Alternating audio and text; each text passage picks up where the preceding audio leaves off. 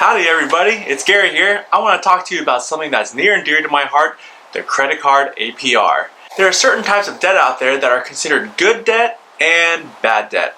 There are also debt that's lingering somewhere in the middle. For example, when you borrow money to buy a house at 3.5% interest over 30 years, that's considered good debt. When you borrow money from your credit card that has a 20% interest, well, that's considered bad debt. Student loan debt, some are good, some are bad, depending on your interest rate, sort of lingers somewhere in the middle. For the purpose of this post, we're going to talk about credit card debt and why it's never good to keep a balance on your credit card. The general idea of a credit card, you borrow money, debt from a financial institution, and you agree to pay off this money borrowed by the end of an agreed upon time period, usually a specific time every month. If you don't pay off this borrowed money by this time, the financial institution will charge you a fee, interest, for every day you don't pay it back. For the purpose of this video, let's assume you have good credit with an average APR of 20%. And if you don't have good credit, your APR could be slightly higher. So let's see this scenario. You went to the store and bought the latest iPhone 11 Pro Max that costs $1,450 and you decide to put it on your credit card. You've purchased nothing else for the rest of the month and now your credit card bill is due. What you should have done is pay off your credit card in full. However, this time you decide and tell yourself, dang it, I can't pay off my credit card now. I'll have money in about 8 days. So here's the formula right here to calculate how much interest you'll accrue throughout these 8 days. So plugging this into your calculator and adhering to all the PEMDAS rules, you'll get a grand total of $1,456.37. So just because you waited that extra 8 days, you're paying an additional $6.37 for your phone. I know that doesn't seem like much, but just imagine, whoever just waited 8 days to pay off their credit card. Admit it, you're waiting the whole 30 days for that next payment date to pay off your credit card. So replacing that 8 with a 30, the total now is $1,474.03. You just paid an extra $24 because you decided not to pay off your credit card in full for that month. And then you decide, $24 extra ain't no thing. I'll just pay the minimum balance of $25 and I'll pay it off next month.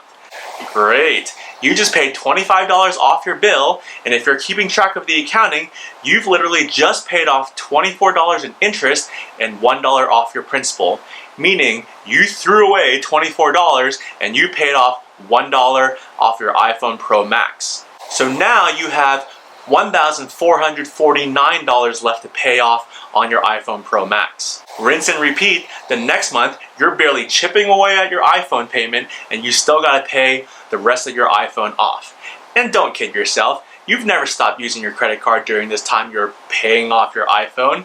You kept on using your credit card for groceries, insurance, paying bills, further digging yourself down that rabbit hole. That is what we call bad debt. That 20% or $24 extra didn't seem that much.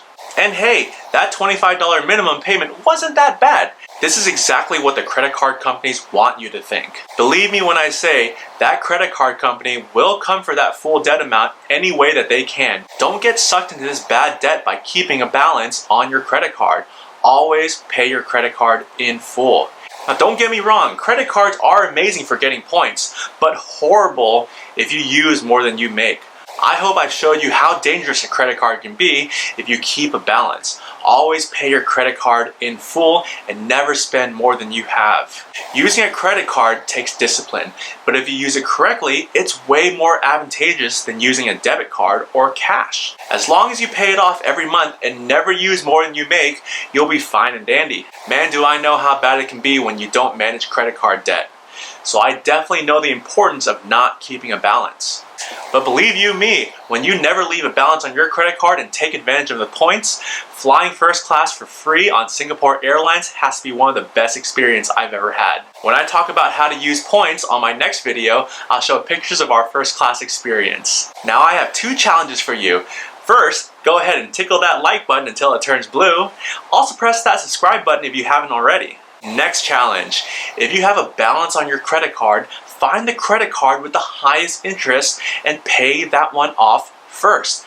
Pay more than the minimum, always pay more than the minimum. And then work your way through your other credit cards paying off your debt.